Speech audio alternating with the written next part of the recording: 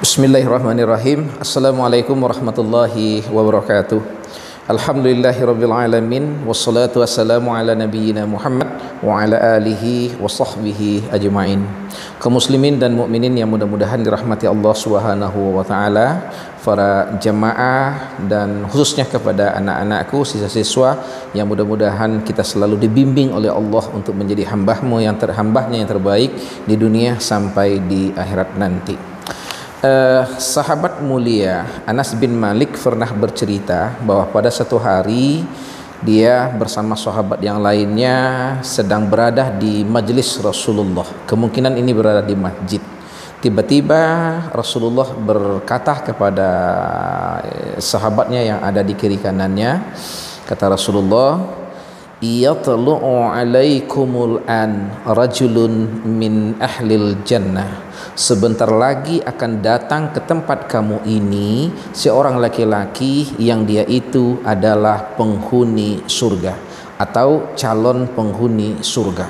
Sahabat yang mendengar ungkapan Rasul ini terkaget dan penasaran. Mata mereka kemudian melihat ke luar untuk mengetahui siapa yang dibilang oleh Rasulullah ini. Tak lama kemudian masuk seorang laki-laki, sahabat Ansor. Dia masuk dalam keadaan wajahnya masih basah oleh air wudhu serta masuk sambil menjinjing terompa. Sahabat penasaran tapi tidak ada yang berani bertanya kepada Rasul dan juga kepada orang ini. Keesokan harinya, lagi-lagi ketika Rasulullah berada dalam majlis dikelilingi oleh para sahabatnya, Rasulullah juga berkata yang sama. Yatlu'u 'alaikumul an rajulun min ahlil jannah. Sebentar lagi akan datang ke tempat kamu ini seorang laki-laki yang dia itu adalah calon penghuni surga. Sahabat juga penasaran, melihat keluar dan kembali masuk seorang laki-laki dalam keadaan sedang berwudu, menjinjing terompa. Yang laki-laki ini juga kemarin masuk ketika setelah Rasulullah mengucapkan kalimat yang sama. Sahabat yang lain penasaran, tapi juga tidak ada yang berani bertanya kepada Rasulullah dan juga kepada sahabat Ansor yang dijamin masuk surga ini. Lalu pada hari yang ketiga, hal yang sama kembali terjadi.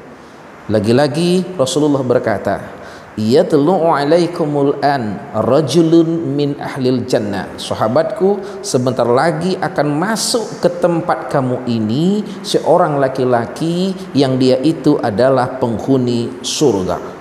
Penasaran sahabat yang mendengar bertambah penasaran. Mereka melihat lagi keluar dan lagi-lagi yang masuk adalah laki-laki yang 2 hari kemarin berturut-turut masuk setelah Rasulullah mengucapkan kalimat yang sama.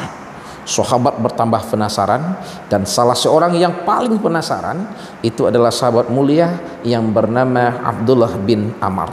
Setelah majelis Rasulullah bubar, dia menemui sahabat Ansor yang dijamin masuk surga ini. Lalu Abdullah bin Amr berkata, "Sahabatku, saya punya masalah sedikit di rumah. Izinkan saya untuk menginap di rumahmu selama 3 hari." Sahabat Ansor ini berkata, "Silakan ke rumah saya, tinggal menginap selama 3 hari. Kamu boleh menginap di rumah saya." Dan sebenarnya Abdullah bin Amr tidak punya masalah di rumah, tapi dia hanya ingin tahu ibadah utama apa yang dilakukan oleh sahabat Ansor ini sehingga dia dijamin oleh Rasulullah masuk ke dalam surga. Tapi selama 3 hari Abdullah bin Amr tinggal di rumahnya, tidak sekalipun Abdullah bin Amr melihat orang yang dijamin masuk surga ini melakukan ibadah istimewa atau ibadah yang utama. Sama saja seperti yang lainnya, sholat berjamaah bersama Rasulullah. Setelah sholat dia pulang dengan keluarganya, dan memang dia tidak pernah mengucapkan kalimat-kalimat yang tidak baik selama 3 hari Abdullah bin Amr berada di rumahnya. Dan malam hari pun dia tidak pernah. Selama 3 hari Abdullah bin Amr di rumahnya, orang ini tidak pernah bangun malam untuk melaksanakan sholat tahajud atau qiyamul lail. Paling ketika dia bangun di tengah malam, dia berzikir, kemudian takbir dan tidur lagi dan baru nanti bangun setelah menjelang masuknya waktu subuh, dan kemudian pergi melaksanakan sholat subuh bersama Rasulullah di masjid. Dan ini membuat Abdullah bin Amr bertambah penasaran. Makanya pada hari ketiga Abdullah bin Amr kemudian berkata jujur kepada sahabat Ansor yang dijamin masuk surga ini, sahabatku, sebenarnya saya tidak punya masalah di rumah. Saya sengaja tinggal di rumahmu selama 3 hari 3 malam karena saya mendengar langsung Rasulullah mengatakan bahwa kamu adalah orang yang dijamin masuk surga. Dan ini tidak main-main. Rasulullah mengucapkan kalimatnya 3 kali berturut-turut pada 3 hari yang berbeda. Tapi selama 3 hari di rumahmu, saya tidak melihat kamu melakukan hal yang utama, yang istimewa. Maka sebelum saya pulang, tolong fanzur ma amaluka, kasih tahu kepada saya amal apa yang kamu lakukan sehingga kamu dijamin oleh Rasulullah masuk ke dalam surga. Kemudian sahabat Ansor ini berkata, ma huwa illa ra'aita, ma huwa illa ma ra'aita, sebagaimana yang kamu lihat selama 3 hari ini, inilah yang saya lakukan. Tidak ada yang istimewa dan juga tidak ada yang paling utama ibadah yang saya lakukan.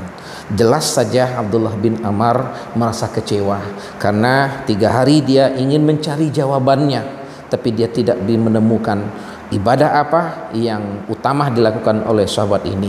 Maka kemudian agak kecewa, dia meninggalkan rumah sahabat Ansor yang dijamin masuk surga ini.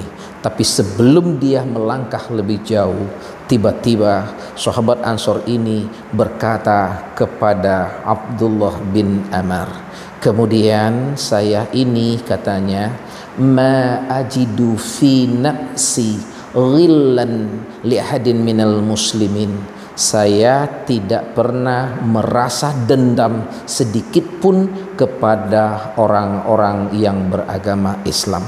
Ini yang pertama. Yang kedua, wala ahsiduhu ala khairin a'tahullahu iya, dan saya tidak pernah merasa iri hati apabila melihat orang lain mendapat nikmat dari Allah Subhanahu wa ta'ala. Mendengar pengakuan sahabat calon penghuni surga ini, Abdullah bin Amr berkata dalam hatinya, inilah kawan yang membuat kamu dijamin oleh Rasulullah masuk ke dalam surga.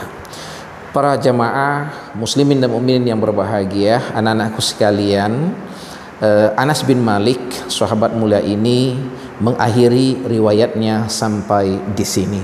Hadis ini diriwayatkan oleh Imam Ahmad. Lalu apa pelajaran yang bisa kita ambil sebagai seorang muslim, sebagai seorang mukmin yang hidup zaman sekarang ini? Kita bisa mengambil pelajaran yang sangat berharga bahwa rupanya untuk mendapatkan surga Allah, di samping kita harus sholat, puasa, zakat, berbuat baik kepada orang tua, kepada tetangga, dan amal-amal baik yang disuruh oleh Allah, ataupun amal baik yang menurut kita yang direstui oleh Allah, al-khair dengan al-ma'ruf. Tapi ada 2 sifat yang mesti ada pada kita, yaitu 1, menahan diri untuk tidak dendam kepada orang yang pernah menyakiti hati kita, dan yang kedua adalah menahan diri untuk tidak merasa iri hati apabila melihat orang lain mendapat nikmat dari Allah. 2 sifat ini terkesan sangat mudah dan sangat ringan diucapkan melalui mulut, tapi tentunya tidak semudah itu untuk kita laksanakan. Bukankah secara umum sampai hari ini kecenderungan kita itu selalu ingin berbalas dendam apabila ada orang lain yang menyakiti kita, apabila ada orang lain yang menzolimi kita, apabila ada orang lain yang melakukan perbuatan yang tidak baik, yang tidak mengenakkan kepada kita. Kita dituntut oleh agama untuk menahan diri, untuk memaafkan dan tidak berendam di dalam hati kita. Ini yang pertama. Lalu yang kedua, menahan diri untuk tidak iri hati melihat orang lain mendapat nikmat dari Allah Subhanahu wa taala.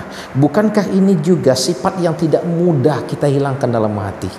Apabila kita cinta kepada dunia, mengharapkan bisa memiliki ini, bisa memiliki ini, kita belum bisa mendapatkannya, dan kita melihat orang lain bisa mendapatkannya, terkadang ada perasaan iri dalam hati.